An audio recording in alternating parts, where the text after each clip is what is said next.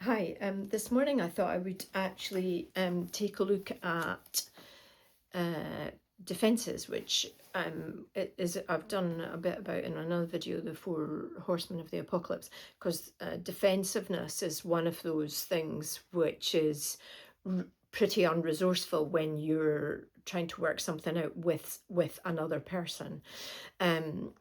And so it means that you're communicating from a position of fear, and one of the things is being able to identify what the actual emotion is that you're experiencing.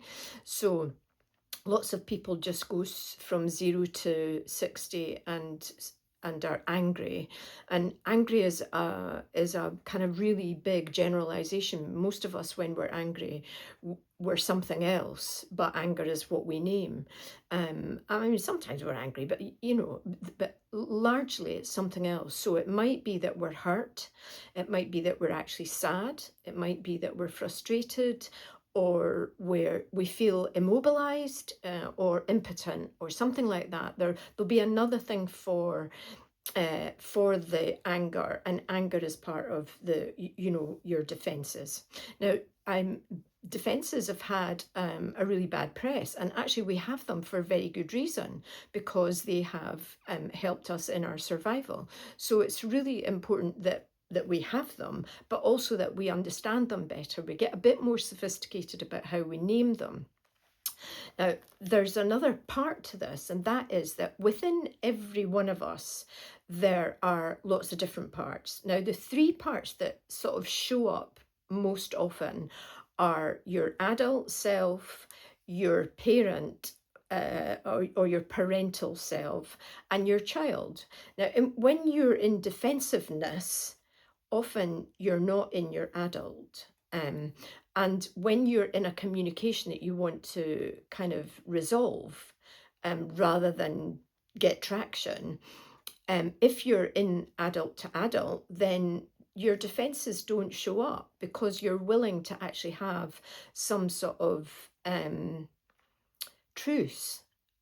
When you're in defensive mode, if you're doing you are always like this, you're always like that, blah blah, then you're in a blame situation, and you are in your defense, and all you do is create defense on the other side. So you've got two big palisades which nobody's getting through, and eventually one of you has to actually just kind of step back and think, right, nothing's going to happen here. Maybe we just have to agree to disagree for now, until we can think of a different way of communicating. So I think that defenses are really important, and understanding that there's three parts of you. I mean, there's lots more parts than that, but the three main parts that show up. So at work, sometimes if you've got a boss who's parental, their communication style will be a pain in the backside.